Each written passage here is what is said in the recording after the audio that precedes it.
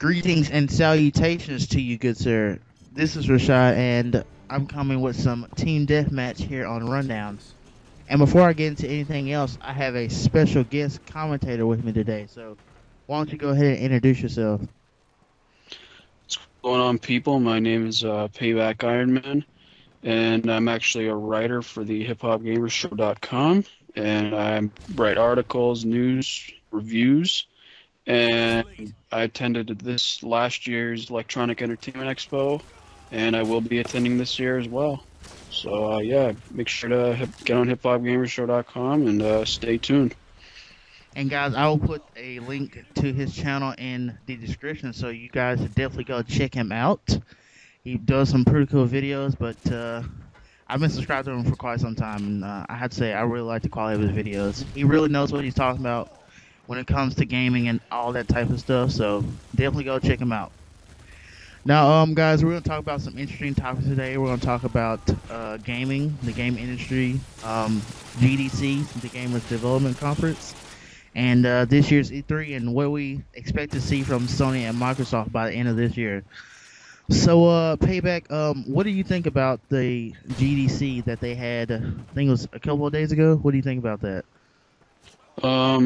Kind of a quiet GDC because, that's not really the place that's known for the major announcements like E3 is. But, yeah, so basically the big story was the whole Sony Move thing, which is their motion controller, which looks almost identical as the Wii. It's got like a motion controller, then it has like a little nunchuck peripheral kind of thing. And I was not impressed by it at all from what they shown. It's basically just like the Wii controller for PlayStation 3. It's got similar games like too many kitty games, like little party mini game kind of things. And yeah, they showed SOCOM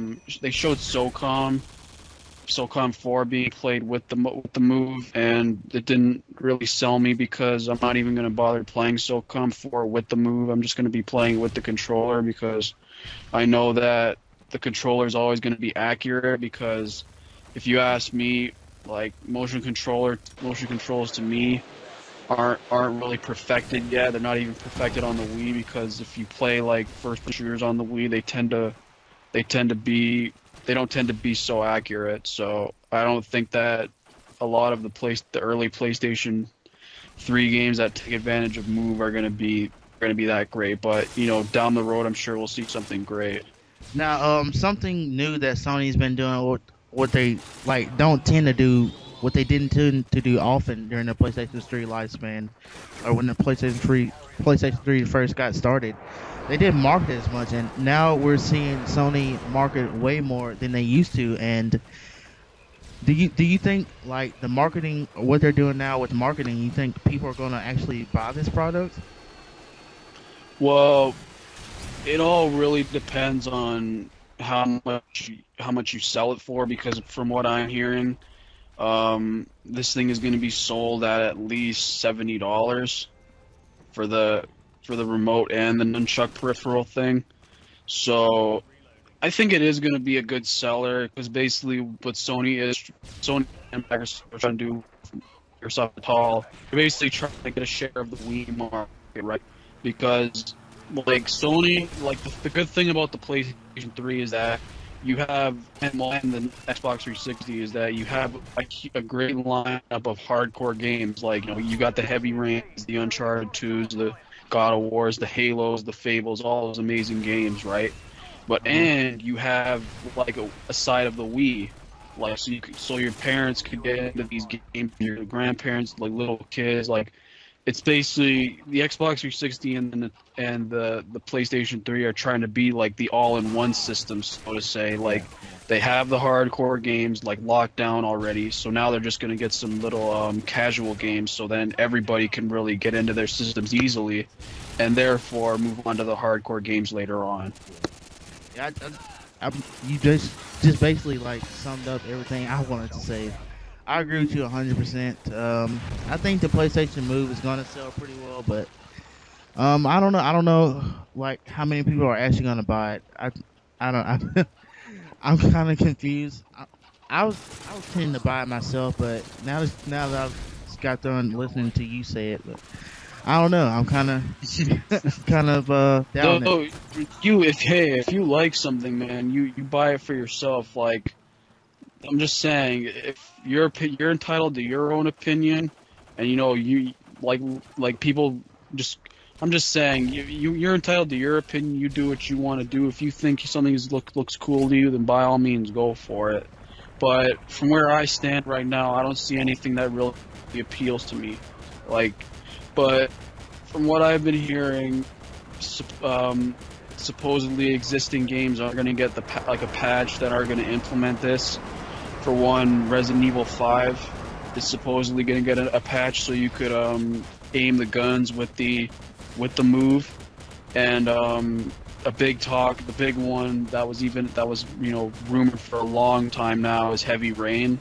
Heavy Rain is supposed to be getting the motion controls when this move comes out, so you know hopefully it could be like something amazing, because I definitely replay Heavy Rain and Resident Evil 5 with these controls if this actually happened, because that'd be pretty badass, like actually aiming Yeah. like your gun in Resident Evil 5, like being all the more accurate.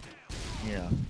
Well, guys, this is basically the PlayStation move in a nutshell. Now we're gonna move on to our next topic, which I think we have to talk about the Q1 of this year. It's almost over. What do you think about the lineup of games that were in Q1? It had like Heavy Rain, Mass Effect 2, all types of games. Were you impressed? Um, I was impressed, and let's just say, like, this is basically game again, basically. Like every fucking week since this year has started, there's been a game, like a worthy game coming out. Like early January there was Bayonetta and Darksiders, then at the end of January there was like Mag and Mass Effect, BioShock, Dante's Inferno, and Heavy Rain, Final Fantasy 13, God of War 3. Like I really feel sorry for some of these games, because it's just a matter of I can't afford all these games, because there's really Yeah. a lot of games right now that I do want to buy, Yeah. but it's just a Totally matter of understand. my money. Like there's other games on my list that that I'm like more interested in over the other, but like games like Yakuza 3 that I really do want to support, because it's something totally different, and like it's just a really rich like Japanese culture kind of game that you don't see too much here in the North America. But yeah, I definitely buy Yakuza 3, like if I had the cash for it right now. Final Fantasy 13, if I had the time right now, I would buy that, but I don't, so I'm just waiting for that for the summer. God of War 3 is an instant buy for me, because I just love that series. I've played it since the beginning.